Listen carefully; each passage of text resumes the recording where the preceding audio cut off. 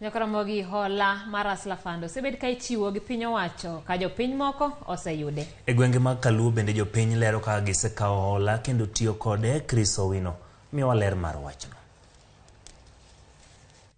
Ndalo 14 nyaka ne jatend piny Dr. William Ruto yaw ayanga hola mar Hustler Fund, oganda mawuok e gwenge mopogore opogore dhi nyime kod puoyo chenro makamano.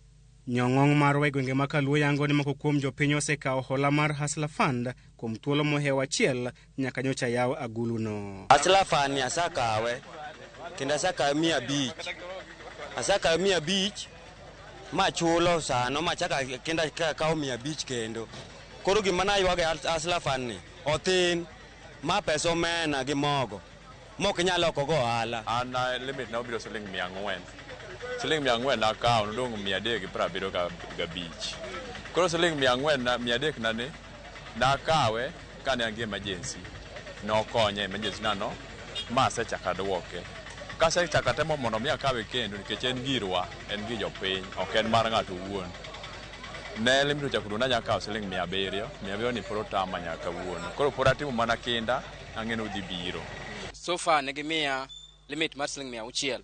To kana gikelo nago in form of M-Pesa ne gimiya siling 570 ma nyaka sani ok ang'eyo ni mana ng'omiyo notimore. To ne ginyisa ni gidwaro ni miya siling 100 ni limit mara en siling 600.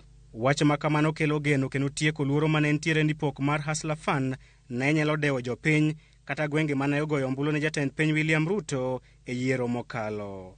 Mopogore kod paro mag josiasa makwedo Hustler Fund, jopiny e gwenge ma Kaluo osekawo hola kendo moko kuom gilero ni gichulo hola no kaluwore kod chike mage. Nyocha jogo bendo en message seche te okinyi godhiambo en message Hustler Fund dwaro pesa. Koro nyoro kanya yudo pesa na moro nyako ni yawa kwe mar Jehova nyaka kawo pesa ne manya chulo te. Nyaka kawo pesa manya chulo te ma na ng'eni kore tiko gowi. Ka chiw ka wuono ginyisa 12 message ochako biro na 2. No nega chul pesa. Koro nitie confusion. Ok ang'eyo ni be ginyalo chiwo namba ma ng'at moro ma nigi complain nyalo ga goche manyalo penjo maswali. An limit na obiro siling 400. Siling 400 na akawo nodong' 375. Koro siling 400 na ne na akawe kane an gi emergency. Nokonye emergency nano ma asechaka duoke. Kasechaka temo mondo mi akawe kendo nikech en girwa, en gi jopiny, ok en mar ng'ato owuon.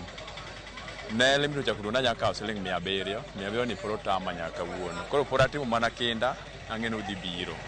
Mane manyalo wacho safanya tewa. Moko kuom jood bura mag Azimio osebedo ka nyiso johera magi mondo kik chul omenda makamano ewi mano ma giwacho ne ok ochuogi kaluwore kod pen chik. Midhiero maduong' mochomo Hustler Fund en kar omenda ma jopiny nyalo kawo. Thoth jopiny mosekawo hola makamano ywak ni hola no tin ne chako ohala ka kwayo margi maduong' en ni piny owacho mondo med kar kwan omenda ma ng'ato nyalo kawo. Wang'iyo pesa mane Hustler Fund kelonwa machalo siling 700, 500 ni. Ok wane kene gima nyalo konyo ngima. Kora wakwayo chul to wadhi chule.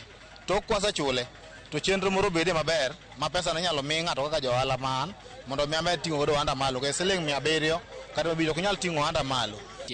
Koro gisani pesa no totally en pok okonya ma andanga wacho ni mano rais mar Kenya ma en Ruto nomiyowa gimiluongo ni Christmas nikech sani wani mood mar Christmas. An pesa no nadhi agogo budget, nadhi anyiewo go ngano ma pod norema ma kadipono nyalo duoko nago kendo chako duogo nago mondo chaka medgo adhi ayawo go higa manyien. Hola mar Hustler Fund en achiel kuom singo mane riwruok mar Kenya Kwanza omiyo jopiny e kinde campaigns.